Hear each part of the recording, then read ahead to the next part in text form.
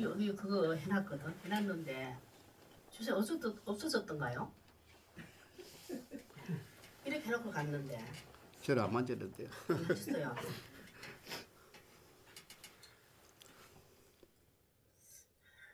예, 말씀 보겠습니다.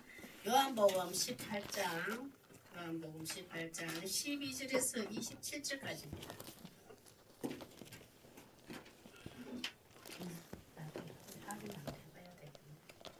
요한복음 18장 12절에서 27절까지입니다. 26절에서 27절 두 절 함께 합독하겠습니다. 26절 27절요. 시작. 대제사장의 종 하나는 베드로에게 길을 알린 사람의 친척이라. 이르되 네가 그 사람과 함께 동산에 있는 것을 내가 보지 아니하였느냐. 이에 베드로가 또 부인하니 곧 닭이 울더라. 아멘.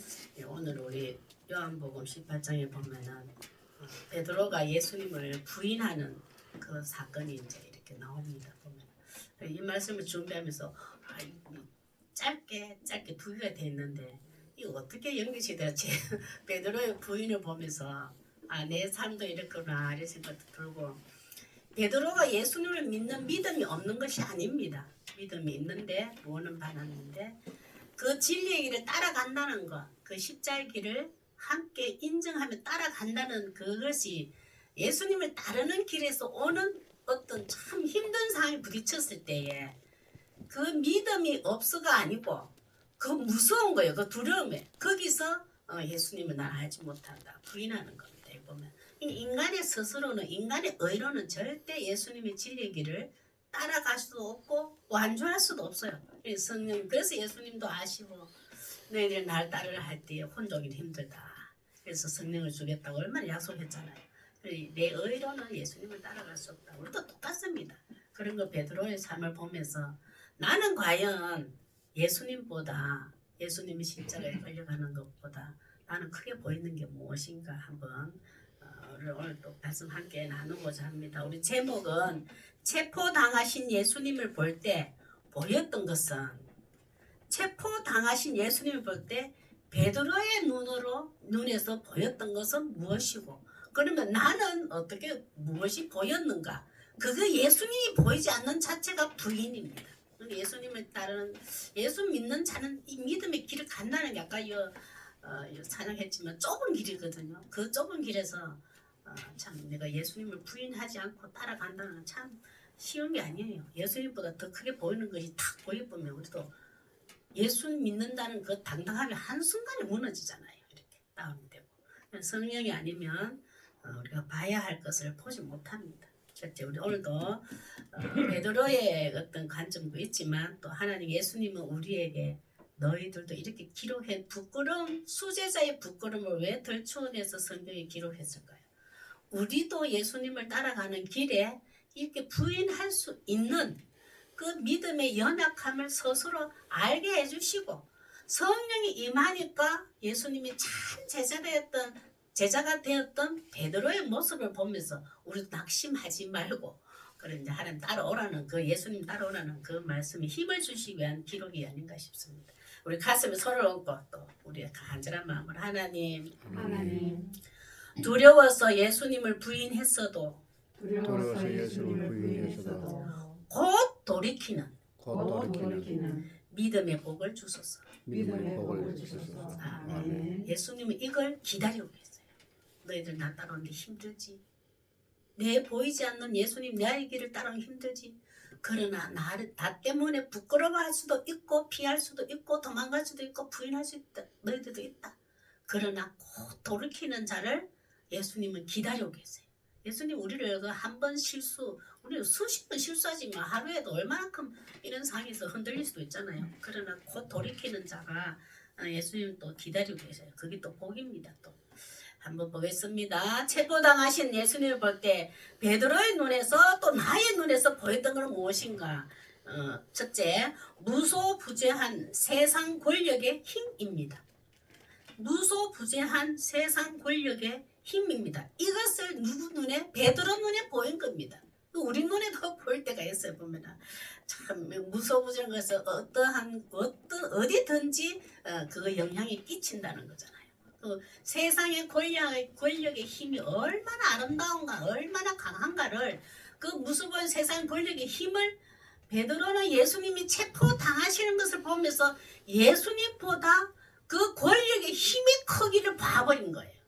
그 능력을 봐버리기 때문에 부인하게 됩니다. 보면은 참 우리 그들의 신문에 이 체포 당하는 예수님을 그들의 힘 보면 연약한 힘, 나약한 예수님 그렇게 좀 보여지는 모습인 것 같아요. 12절 한번 보겠습니다. 시작.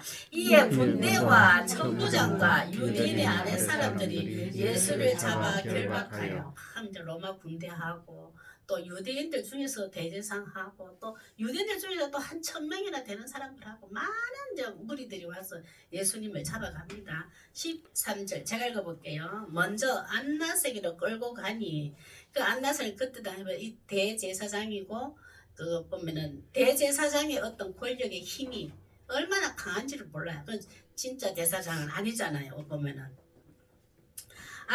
끌고 가니 안나서는 그 해의 대제사장인 가야바의 장인이래. 그러니까 아버지야 장인어른도 대제사장이고 사위도 대제사장 가야바도. 그러나 실질적인 모든 통치권을 직접적으로 관리하는 것은 가야바가 훨씬 더 많습니다. 그러나 장인어른의 영향을 받아서 똑같은 권력의 힘을 유지하고 그들의 이득권을 가지고 자기의 자리를 지키기 위해서 힘쓰고 애쓰는 대제사장이에요. 그때 당시에 어떤 그 유대인들의 지도자의 신앙의 상태, 하나님 앞에서 믿음의 상태를 보여주고 있어요. 이들 보면 이들이 얼마나 보면 자기 이익을 위해서, 자기 자리를 지키기 위해서 죄라는 것을 죄라고 말하지 아니하고 그걸 의롭게 포장하고 합리화하는 자들이 안나스와 가야바예요. 말씀에 근거해봤더니 이것은 아무 죄가 없다는 것을 충분히 입증해 볼 수도 있잖아. 증거가 없었거든요. 잡아가지고 예수님을 잡아가 어떻게 하려 해도 또 없고 또 없고. 그러면 대제사장도 그러잖아요. 보니까 말씀에 근거해서 보니까 없습니다. 생명을 살리고 주의를 하도 그것도 하나님의 신성 모독죄 그들은 그렇게 끌고 가죠 그때. 그러나 이들은 그 십자가에 못 박을 만큼 저주의 죽음을 할 만큼의 죄가 없거든요. 이 침묵하고 있는 안나스와 가야바예요.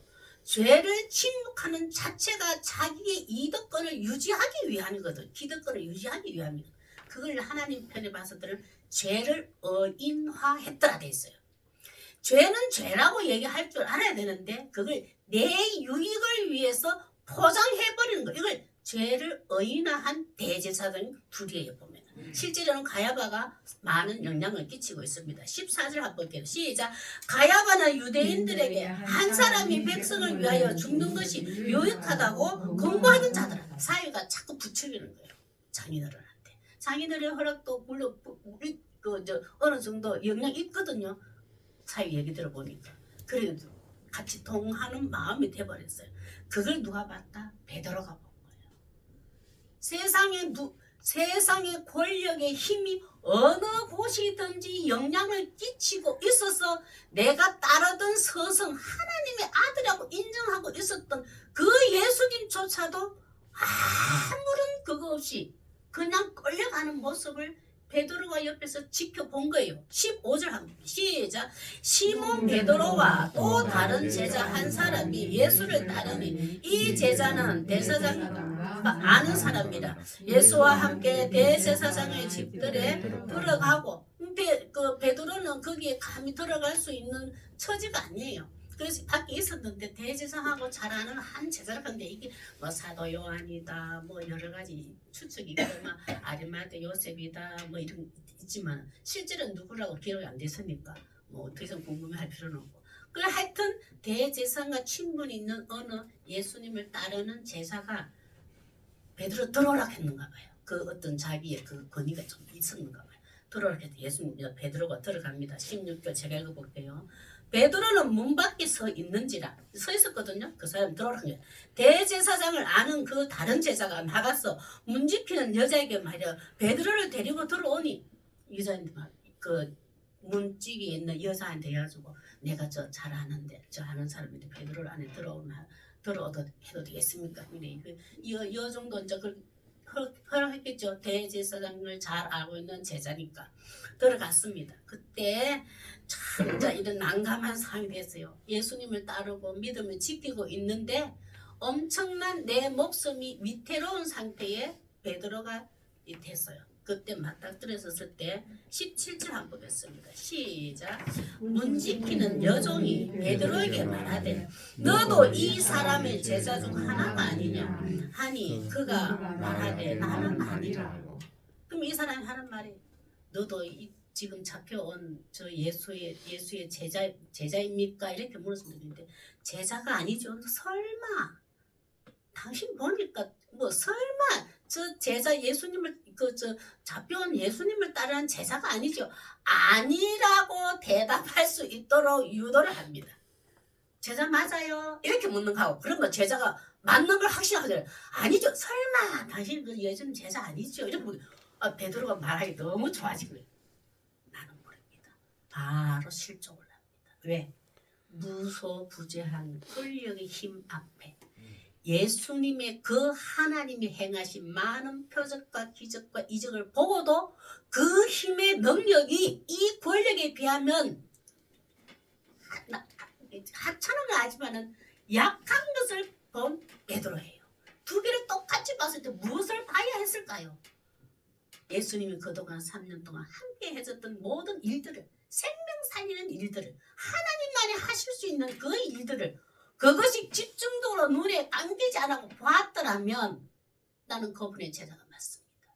나는 그분의 제자로서 그분이 하신 일 다 봤던 사람 제자 맞습니다 말해야죠. 그런데 안나스와 가야바의 그 신문 앞에 그 체포당하는 거에 꼼짝도 못하고 잡히시는 예수님을 보고 예수님보다 크게 보여지요. 우리도 어떤 환경에 예수님 믿음을 지키고 있는데 내가 어떤 문제나 사람이 봤을 때 예수님보다 그것이 내 눈에 보이는 것이 크게 보이면 바로 실족합니다. 예수 믿어도 예수 믿는데 왜 이렇게 힘들게 하지? 예수님보다 문제가 커버리면 우리는 바로 실족해요. 이 베드로처럼. 이것을 하나님 편에 봤을 때는 베드로를 예수님을 부인했다고 성경에 기록해놨어요.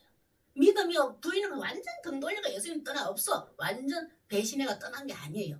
부인이라는 것은 그 상황에서 내 믿음이 연약해서 약해서 내 목숨 살리기 위해서 위태로워서 잠시 등을 돌렸다라 이 뜻이거든.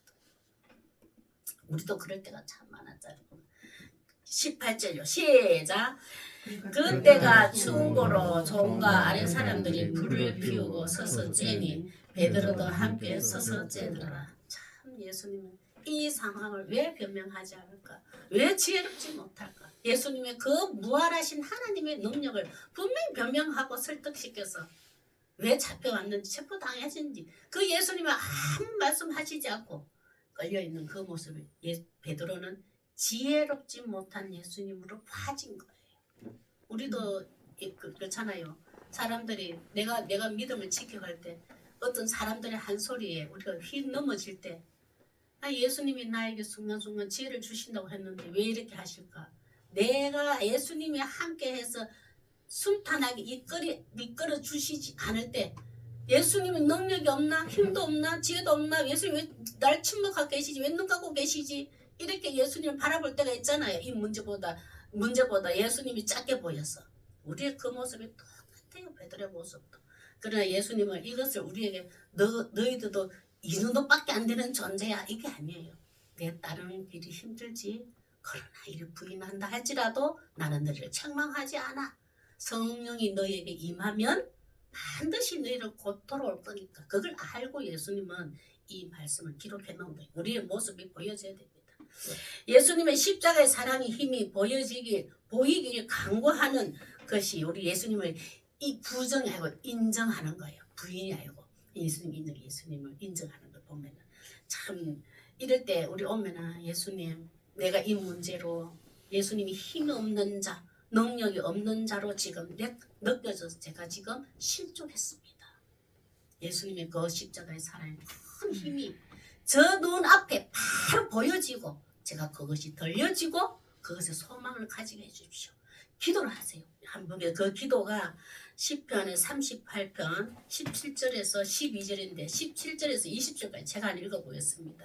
이제 이 상황입니다. 오늘 이제 생각하고 예수님이 지혜롭지 못하고 그 능력을 쓰지 못하고 권력 앞에 그 권세 앞에 힘없이 잡히는 예수님을 바라보면서 그런 상황을 생각하면서 제가 읽어볼게요. 내가 지금 넘어지게 되었고 나의 근심이 항상 내 앞에 지금 있사옵니다.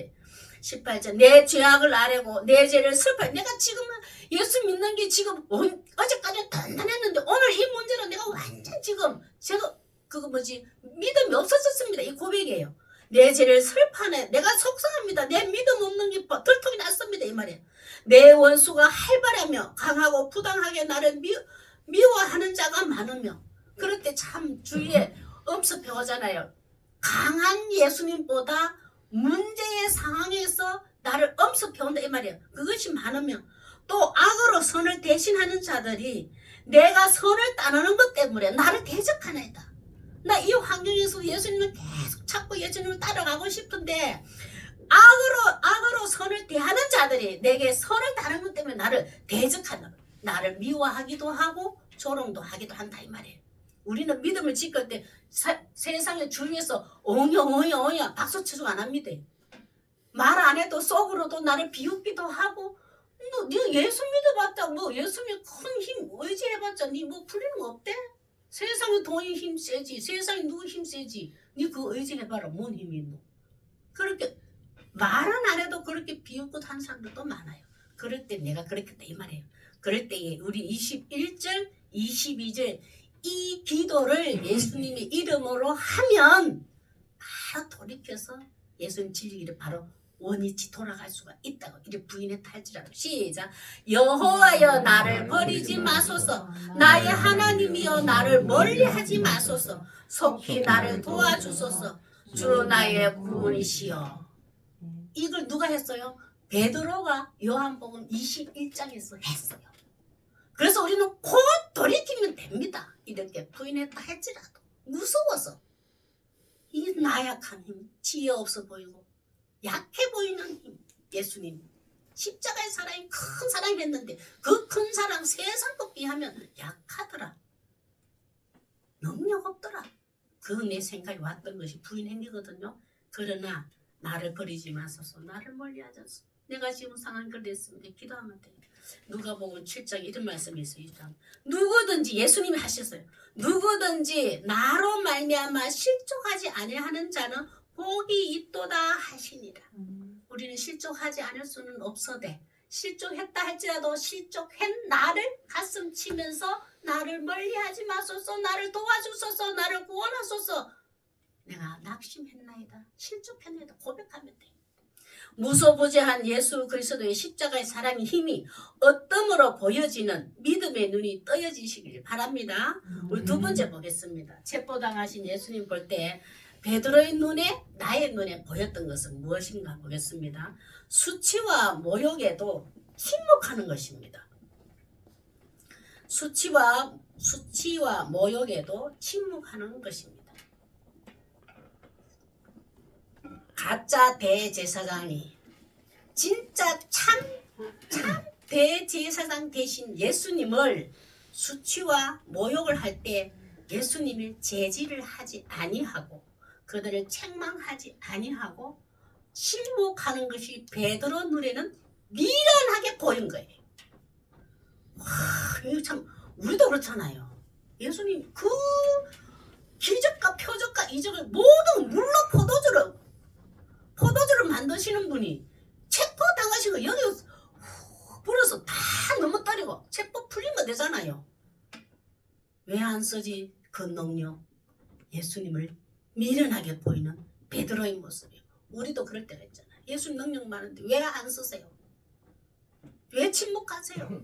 우리는 보면 내가 힘들고 어려울 때 예수님이 믿음을 지키고 있을 때 힘들고 어려울 때 예수님은 침묵하고 계시는 걸 보는데 예수님 정말 왜 침묵하고 계세요? 왜 잠잠히 계시려? 막 그러잖아요. 아니에요. 예수님은 하나님의 가장 좋은 방법대로 예수님은 저 위에서 예수님 하나님 아버지께 간구하고 계시고 성령을 통해서 어떻게 풀어갈까? 어떻게 저들을 구해줄까? 힘쓰고 애쓰고 기도하고 계시는 분이에요. 우리 눈에는 침묵하고 보는 거예요. 그 베드로의 눈이 이렇게 보인 겁니다. 보겠습니다. 19절에서 25절인데 19절 보겠습니다. 시작. 대제사장이 예수에게 그의 제자들과 그의 교훈을 대하여 물으니 참 가짜 대제사장이 참 대제사장이 이런 신문을 합니다. 예수에게 그의 제자들과 그의 교훈을 대하여 물으니 너의 제자들에게만 가르쳤다. 표적과 기적과 이적과 많은 무리들을 데리고 하나님 나라의 것을 가르치고 교훈하고 그 비유로도 많이 했잖아요. 특히 요한복음에 얼마나 많아요. 그런 걸 너무 많이 가르쳤더라는 신문을 해요. 이제 신문을 시작합니다. 근데 예수님이 그걸 뭐라고 하시냐면 20절 한번 보겠습니다. 참 예수님은 이 신문을 당하면 우리 제자들이 어떻게 돼요? 다 잡혀 들어옵니다. 너 하나님 나라 네가 하나님의 안식의 주인이고 하나님이 지금까지 일하시니 나도 일한다 그러고 네가 하나님의 아들 그리스도의 행세를 하는데 너 그 제자들에게 고스란히 다 가르쳐줬다며 이렇게 신문을 하는 거예요. 근데 예수님 한번 보세요. 끝까지 그 체포 당할 때도 지난주에 했지만 내 제자들은 그냥 돌려보내라 했잖아요. 각자 갈 길을 보내라 했잖아요. 왜? 제자들을 보내야지 예수님이 이름으로 세계 곳곳에 교회를 세워야 되고 복음을 전해야 되고 생명을 살려야 되니까. 그래서 이 상황에서도 예수님의 대답을 한번 보세요. 철저하게 내 11 선택한 12명이지 여기서 11명이지 11명의 제자들을 지키고 보호하셔요. 우리 근천방주교회까지 세우시는 이 세계적인 온 세계의 복음을 전파하기 위해서 교회를 세우기 위해서 20절 그 말씀 이렇게 하죠. 시작. 예수께서 대답하시되 내가 드러내놓고 세상에 말하였노라. 모든 유대인들이 모이는 회당과 성전에서 가르쳤고 엄밀하게는 아무것도 말하지 않았다. 나는 제자들에게만 속닥하게 말하지 않았다. 모든 표적과 기적과 이적과 많은 이적들 보일 때도 여기 한번 보세요. 모든 유대인들이 모이는 회당에서도 또 성전에서도 공식적으로 나는 성경 구약을 가르쳤다. 그러하면서 제자들을 지키고 보호해요. 이제 맞아. 나는 특별히 내 제자만 가르쳤어. 대답했다면 어떻게 될까요? 바로 그 제자들도 여기에 체포 당해서 십자가 못 박아 죽어야 돼. 그래서 예수님은 묵묵히 하나님이 내게 보내주신 이 제자들을 잘 가르친 것을 그들은 성령을 받아서 그 예수님의 이름으로 세계 곳곳에 교회를 세워야 될 목적을 두고 예수님은 제자들을 지킵니다. 21절 시작. 어찌하여 내가 묻느냐? 내가 무슨 말을 하였는지 들은 자들에게 물어보라. 그들이 내가 하던 말을 하느니라. 나를 따르는 많은 제자들이 있었다. 표적과 이적과 기적을 행할 때에 많은 성령을 가르칠 때에 나를 따르는 제자들 그들에게 모아봐라. 내 제자들에게만 묻지 마라 이 말이에요. 22절요. 이 말씀을 하시며 곁에 섰던 아랫사람 하나가 손으로 예수를 쳐 이르되 내가 대제사장이 이같이 대답하느냐. 이 쳤다는 게 뭐냐? 뺨때기를 탁 때렸다 이 말이에요. 성경에는 뺨을 때렸다 이거는 뭐냐 하면은 하나님의 형상을 거룩한 형상을 입은 자 인간의 생명의 존엄성의 수치와 모욕을 줬더라 이 의미를 가지고 있어요. 뺨이라는 것은 우리의 얼굴도 마찬가지입니다. 하나님의 형상으로 지음받은 하나님의 형상 지음 거룩한 생명이라는 것을 생명이라는 것을 귀하게 여기는 표현을 얼굴을 해요. 그래서 우리 예수 그리스도 인격을 하잖아요. 예수님이 뺨을 맞아요. 이 가짜 대제사장 앞에서 이 한 여종을 시켜서 뺨을 맞는 예수님을 누가 봤어요? 베드로가 보고 지금 우리가 본 거예요. 예수님 피하시지. 왜 뺨을 맞고 계시고 침묵하실까요? 이 수치와 모욕에서 가짜인 대제사장이 참 대제사장 대신 예수님은 왜 그게 복수를 안 하고 원수를 갚지 아니하고 뺨을 한 대 더 때릴 수도 있잖아요. 안 때리고 뺨만 맞고 그 인격, 그 생명 그것을 수치와 모욕을 당하는데 예수님이 침묵하고 계시는 베드로가 그것을 본 거예요. 미련하게 왔다 이 말이에요.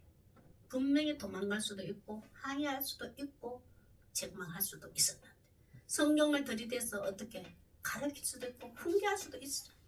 그걸 예수님은 그대로 맞아요. 예수님은 지금 뺨 맞는 데에 주 목적이 없습니다. 하나님의 계획대로 섭리대로 내가 십자가에 못 박혀서 온 인류를 하나님의 자녀로 돌아오는 구원의 역사를 이루기 위한 초점이 있기 때문에 이 철저히 내 특히 수제자인 베드로에게 다 모습을 보여줘요. 네가 이래도 나를 따라오겠느냐. 모욕과 수치 속에 뺨을 맞아도 네 인격이 손상을 당해도 네가 나를 따라올 수 있겠느냐. 너 힘으로는 따라올 수 없어. 그것을 보여줘요. 우리에게도. 23절 한번 보겠습니다. 시작. 예수께서 대답하시되 내가 말을 잘못하였으면 그 잘못한 것을 증언하라. 바른 말을 하였으면 네가 어찌하여 나를 치느냐 하시더라. 24절요. 안나스가 예수를 결박한 그대로 대제사장 가야바에게 보냅니다. 가야바는 실질적으로 어떤 신문도 하고 어떤 결단도 내리고 하는 가야바를 보내요. 그때 이거 보고 난데 이 상황을 보고 난 후에 이제 베드로가 한번 이렇게 합니다. 시작. 시몬 베드로가 가스를 불을 쬐더니 사람들이 묻되 너도 그 제자 중 하나가 아니냐. 베드로가 부인하여 이르되 나는 아니라. 나는 아닙니다. 왜? 그 했다가는 예수님도 똑같이 베드로도 똑같이 결박당하고 뺨 한 땡만 맞을까요? 어디 맞을지 모르지. 이 무서움과 공포 속에 베드로가 꽉 눌려가지고 그렇게 3년을 따라다니면서 주는 그리스도시요 살아계신 하나님의 아들입니다. 얼마나 따라다녔어요. 그렇게 온전히 나의 구원자, 그 내가 살고 있는 모든 배 타는 일, 모든 생각을 버려두고 예수님을 따랐는데 이 베드로가 한순간에 무너지는 거 봅니다. 그러나 수치와 모욕에도 침묵으로 체포당하시는 예수님의 큰 사랑을 보여지는 것은 우리는 예수님 나의 구원자를 인정하는 겁니다. 예수님은 지금 베드로는 아직 그것이 보여지지가 않았어요. 우리 인간의 눈으로는 절대 예수님이 나의 생명의 구원자라고 믿어지지도 않을 뿐더러 보여지지도 않습니다. 베드로 똑같아요. 그리고 예수님은 성경에서 지금 이 기록해놓은 것은 너희들이 네 마음속에 성령이 임하지 아니하면 나를 주라 시인할 수도 없고 나를 따라올 수도 없어. 베드로처럼 너희도 부인할 거야. 그걸 우리에게 지금 말씀하고 계시는 거예요. 예수님. 베드로 나의 가장 큰 수제자라고 하는 베드로도 이렇게 믿음의 길을 따라오는 데가 만만치가 않았어. 그러나 베드로 예수님은 계속 베드로를 칭찬해 준 게 곧 돌이키더라. 곧 돌이키더라. 우리도 똑같아요. 내가 어떤 예수님을 부인했다. 내가 어떤 사회생활을 하는 데에 내가 어떤 유익이 있고 덕이 있고 뭔가 이익이 있는 데에 믿는다는 그것 때문에 뭔가 얻어야 될 것을 내가 조금 얻지 못할 상황 있잖아요. 예수 믿는다고 해서 기독교인에서 뭘 했다가는 내가 불이익을 당할 것 같아. 그럼 내가 예수 믿는다고 했더니 오히려 저 불이익을 당해. 그럼 내가 스스로 가잖아요. 그래서 요 때만 슬쩍 내가 그리스도인이라는 것을 강하게 강조하지 않으면 내가 뭐 좀 좋아질 것 같아. 그래 써먹을 때도 있잖아요. 그걸 지금 똑같아 이 상황이. 그래도 예수님은 너 내가 계속 봤더니 너 그 진급 안 낼까봐 뭐가 우연찮게 뭐 좋은 게 안 될까봐 안 풀릴까봐 너 나 믿는 거 조금 부끄러워하고 약간 눈 감았더라. 근데 예수님 그러시고 딱 고상이거든요. 그거 하나하나 예수님은 따지고 뭐라 하시지는 않아요. 그런 거는 없어요. 말씀해도 너 베드로 왜 그랬어? 안 하잖아요. 내가 내 모습을 아는 거지. 내가 내 모습을 아는 거지. 믿음으로 어떤 불이 와도 내가 예수 믿노라 당대하게 말해야 되는데 내 믿음이 없구나 이것을 깨닫게 해주세요. 성령님은 설득을 시켜줘요. 그러고 난 다음에 예수가 낙심하지 마라. 믿음은 잘하는 거야. 네가 여기 좀 실수해가 조금 네가 그리스도이라는 것을 부끄럽게 여겨가지고 네가 뭐 덕이 안 될 것 가지고 눈 감았지. 다음부터 그러지 마. 내가 힘 줄게. 지혜 줄게. 믿음 줄게. 해주셔요. 그런 예수님이라는 것을 베드로와 예수님 간의 관계 부인하는 것을 보여주면서 우리에게도 지금 말씀하시는 거예요. 한 번 부인했다고 예수님이 완전 등 돌리지 않습니까? 고린도전서 1장 18절에 21절 세상 사람들도 이렇지만 내가 예수님을 이렇게 보여진다면 치욕과 모욕 속에서도 침묵하는 예수님으로만 보여진다면 십자가를 묵묵히 지고 나를 구원할 예수님을 보여지지 않다고 보이지 않고 요 상황만 보여진다면 참 이렇게 됐어요. 고린도전서 1장 18절에서 21절 시작. 십자가의 도가 멸망하는 자들에게 미련한 것이요 구원을 받는 우리에게는 하나님의 능력이라. 지금 성령이 임하지 않을 때는 누가 베드로도 예수님을 봤더니 십자가 지는 게 체포당보다 미련해 보여. 하나님의 그 강한 능력을 썼으면 좋을 텐데 탁 수치와 치욕 속에 모욕 속에 더 항의를 해야 될 거 아니에요. 침묵하는 것은 미련할 거였어. 그런데 성령이 임하니까 구원을 받은 우리에게 구원을 받아가 내 속에 내 마음 속에 내 심령 속에 성령이 임하였더니 그 하나님의 능력이었더라. 모욕과 수치와 뺨 때리고 묵묵히 참고 십자가를 결국 지는 그 예수님이 나에게는 큰 능력이 되었더라 이 말이에요. 19절 시작. 기록된 바 내가 지혜 있는 자들의 지혜를 멸하고 총명한 자의 총명을 폐하리라 하였다. 나는 예수님 없어도 성령이 없어도 나는 똑똑해 총명해 예수님을 따라갈 수 있어 하는 자도 있어요. 성령이 아니면 따라갈 수도 없고 예수님 볼 수도 없고 성경의 말씀을 깨달을 수도 없어요. 그걸 폐하리라 됐어요. 20절 시여 지혜 있는 자가 어디 있느냐 선비가 어디 있느냐 이 시대의 불륜자가 어디 있느냐 하나님께서 이 세상의 지혜를 미련하게 한 것이 아니라 난 똑똑해 타고나기를 머리 IQ도 얼마고 뭐 똑똑해 지혜 있다 자랑하는 자 선비가 아니라 나는 흠이 없어 도덕적으로 윤리적으로 타고난 교육을 잘 받아서 흠이 없는 선비야.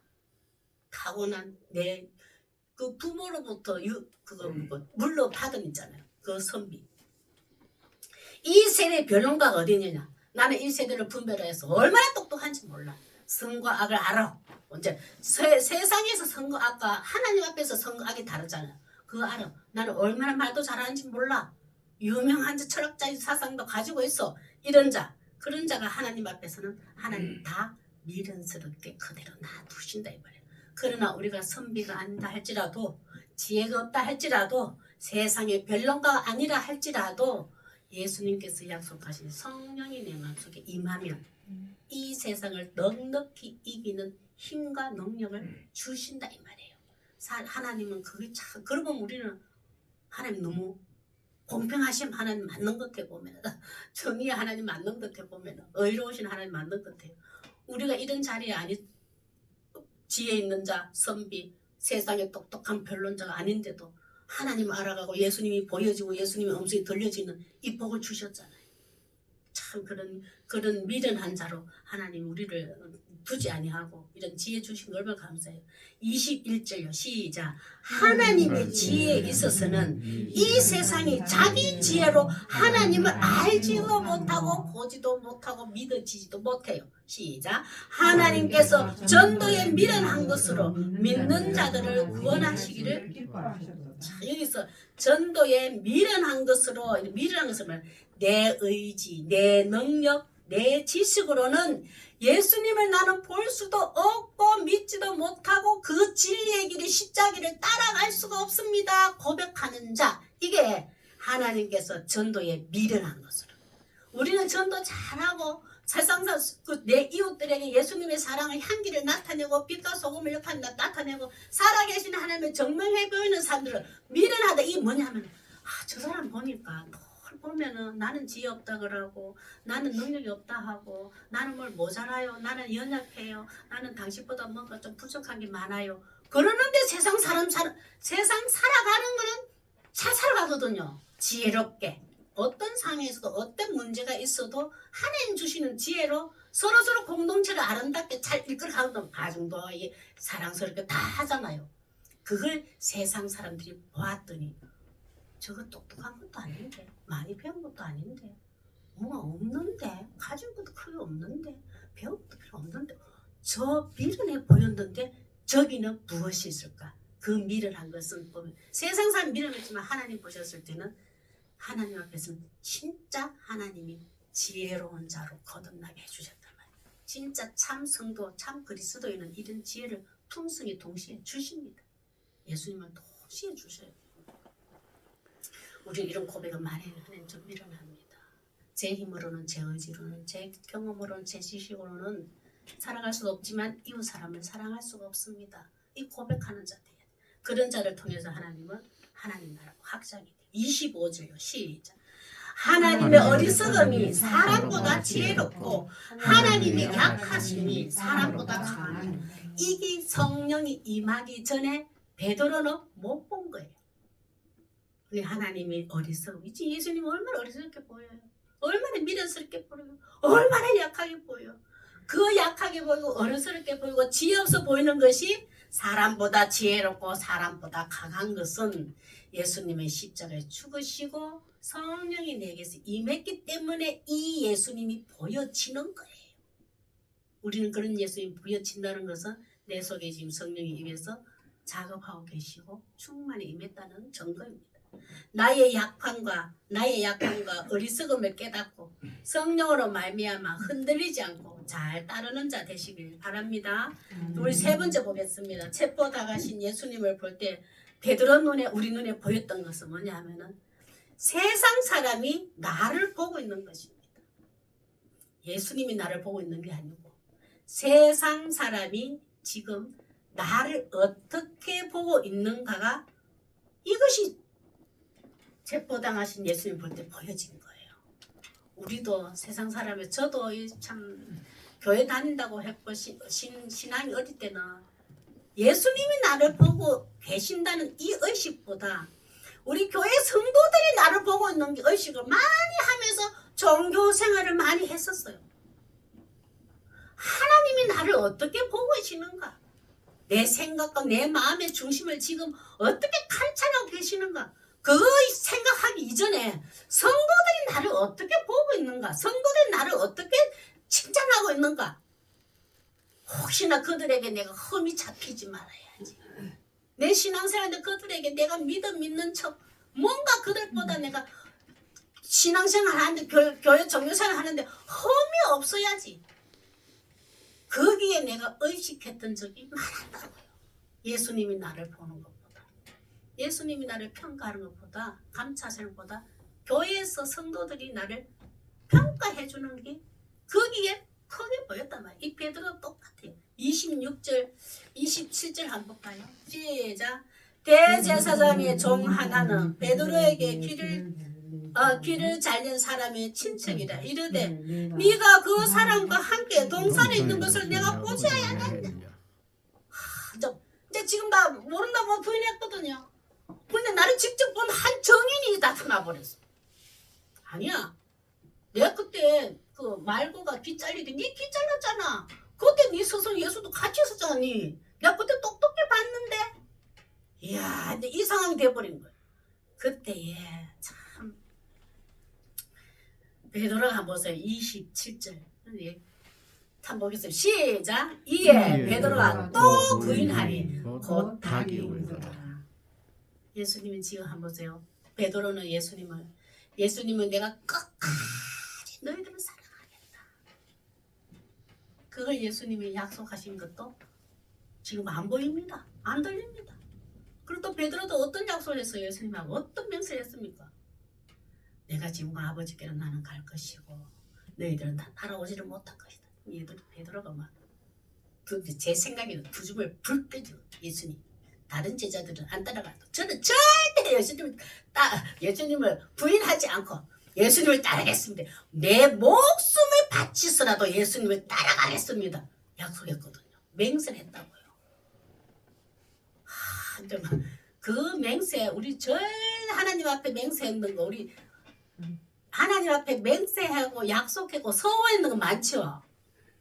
솔직히 이렇게 해주시면 이렇게 했었는데 수천 가지가 될 거예요. 맹세하고 서원했는 거.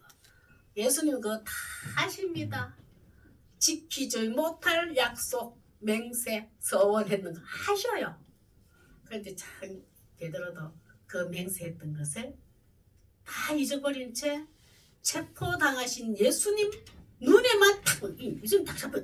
내가 그때 약속했겠지. 성령이 임해서 이런 생각이 들어.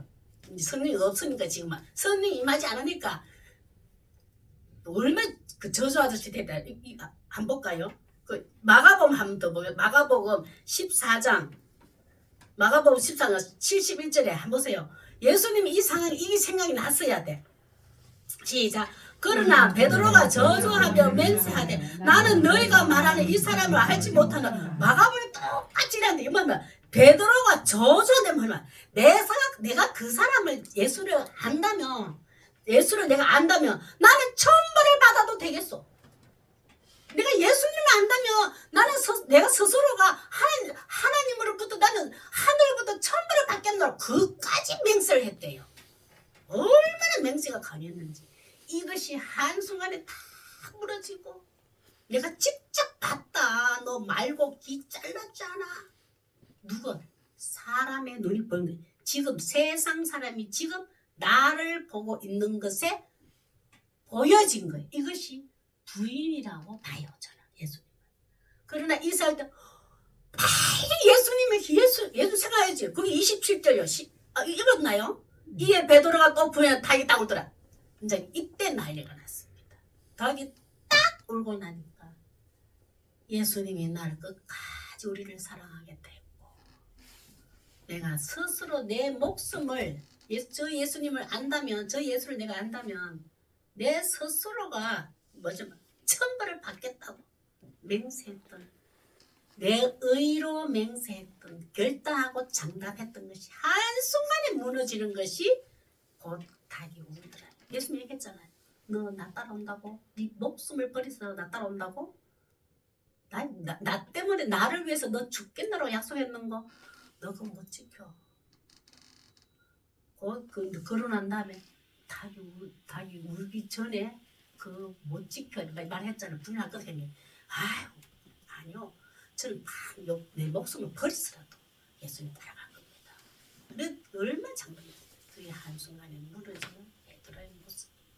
우리도 내가 서원한 것이 있고 약속한 것이 있고 맹세한 것이 있는데 예수님은 다 기억해가지고 너 그때 그 맹세했잖아. 지금 실행하고 있나? 준행하고 있나? 실천하고 있나? 그거 감시하시는 예수님이 아니세요. 그걸 보면은 우리가 정당화하고 합리화해서는 안 되지만 돌이키면서 닭이 울고 난 다음에 우리도 그런 게 있다면 혹시나 이 시간 등 있다면 그때 내 맹세한 거 내 의로움으로 내가 지킬 수 있을 때까지 장담하고 결단하고 맹세했는데 내 힘으로는 안 됩니다. 어떤 것이 있다 할지라도 성령님께서 하나님 반드시 그것을 지켜야 한다면 성령님께서 지키게 해주세요. 기도하는 거예요. 하나님 근데 그렇게 다 꼬집꼬집해서 안 기다리셔요. 우리 한번 보겠습니다. 내 의로 장담할 거 다 무너졌지만 한번 보겠습니다. 마태복음 5장 33절에서 37절. 정말 우리 진짜 내가 어떤 약속한 거는 성령이 아니면 지킬 수가 없어요.